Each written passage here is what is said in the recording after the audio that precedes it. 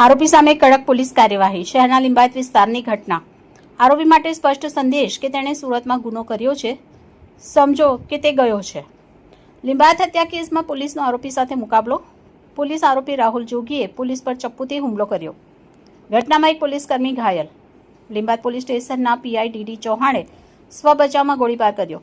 આરોપીના પગમાં ગોળી વાગતા સારવાર માટે હોસ્પિટલમાં ખસેડવામાં આવ્યા. ઘટના લિંબાયત મીઠી ખાડી વિસ્તારમાં બની.